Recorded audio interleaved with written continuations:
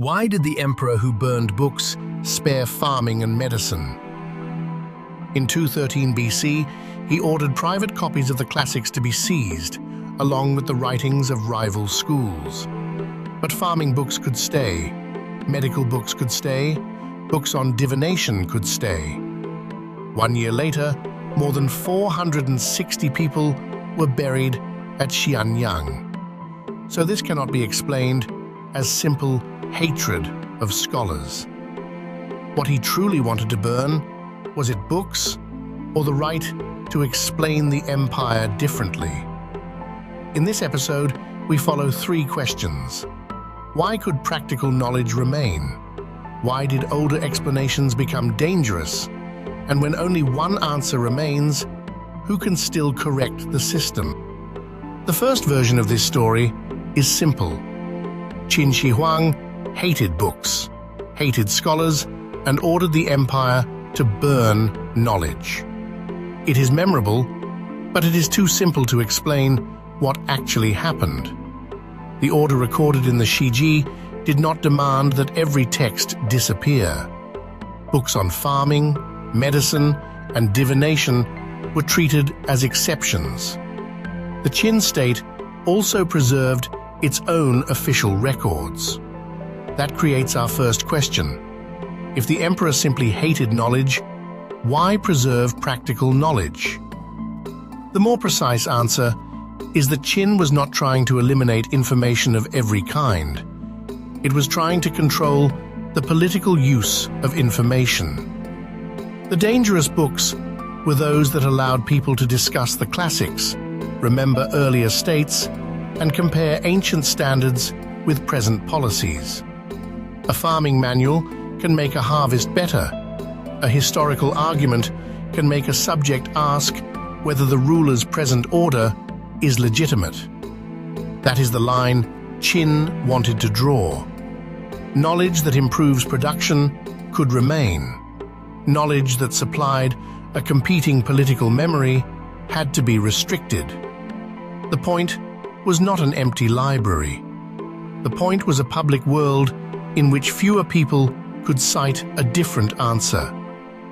After unifying the warring states, Qin standardized weights, measures, script, and administrative procedures.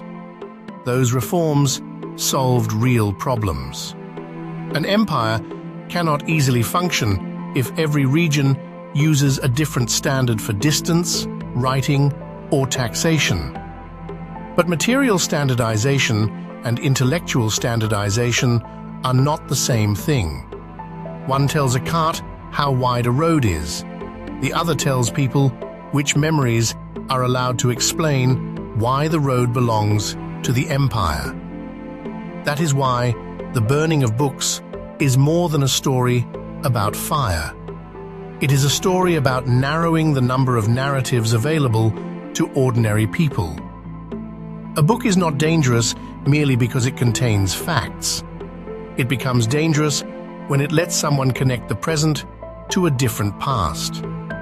If today's policy is presented as the only possible order, an old text can quietly ask, was it always so? That question is small, but politically explosive. It creates the possibility that the present could have been different, and may be different again. After the empire unified the realm, the problem changed. In the last episode, we saw Xianyang connect rules to human desire. People entered the system because the system offered land, rank, and military rewards. Qin Shi Huang pushed that logic further. He wanted to connect rules not only to what people did, but to the memories they could use to judge what they did. You can obey a law while privately disagreeing with it. But if the stories that could criticize the law are removed, disagreement becomes harder to formulate. That is the difference between governing behavior and governing interpretation. The first asks, did you do what we ordered? The second asks, can you imagine a world in which the order itself is wrong? This is also why the phrase unifying thought can be misleading. A state does not need everyone to think deeply about the same doctrine. It only needs to make alternative explanations costly, dangerous, or impossible to find. At this point, the question is no longer, why burn books? The question becomes, who gets to decide what counts as history and what counts as a threat? The second half of the famous phrase is often told even more carelessly. Burying the scholars sounds as if Qin simply gathered every Confucian scholar and buried them alive. But the historical record needs more careful language. The Shiji describes an investigation involving Hangshi and related specialists, people connected to the search for immortality. That is not exactly the same as saying that all Confucians were killed. The later label became powerful because it compressed a complicated event into one brutal image. But if we slow down, another question appears. Why did the emperor turn against people he had once empowered? The Hangshi had access to imperial resources and protection. They were expected to deliver what the emperor wanted, the promise of immortality. When the search failed, some fled and mocked the ruler who had trusted them. From the emperor's perspective, this was not merely a failed experiment. It demonstrated that people could receive imperial authority, use imperial resources, and then publicly expose the emperor's vulnerability. That is why the two actions can be understood as operating on different layers. Burning books restricted competing interpretations. The punishment of the Hangshi targeted people viewed as having abused imperial trust and then challenged imperial authority. If the empire were a newly installed operating system, burning books would define which programs could run in public. The second action would be the system dealing with users who had received privileged access and then demonstrated that the system could be fooled. The scene in Xianyang makes the human logic clear. The emperor could tolerate a failed search less than the public proof that his authority had been deceived. Qin did face real risks. It had just unified regions with different customs, political memories, and former ruling houses. The fear of rebellion, rumor, and fragmentation was not imaginary. But state security and thought control are separated by one decisive question. Who decides what is dangerous? Who decides which memory is useful? Who decides whether criticism is a warning or an attack? When every alternative is labeled dangerous, a government may gain silence instead of consensus. Silence can look like unity in a ceremony. It can look like loyalty in a report. But silence also removes correction.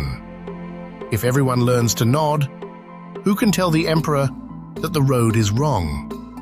This is the deepest irony of a system that tries to manage memory. It wants to make the empire stable by removing competing stories. But a system without competing stories may also lose the language needed to recognize its own failure. That is why the burning of books matters beyond the Qin dynasty. The question returns whenever a powerful organization says, there is only one responsible answer. Is it really building trust? Or is it making doubt too expensive to express? Qin used the strongest administrative force of its age to make the empire speak with one voice. But after Qin Shi Huang's death, the empire collapsed in less than 3 years. From unification to the fall of Qin, only about 15 years had passed. No one dared to correct the system, and the system lost the chance to correct itself. Tomorrow, we talk about the deer Jiao Gao, used to test everyone's courage. If you want to know more history buried by time, follow Hangshi.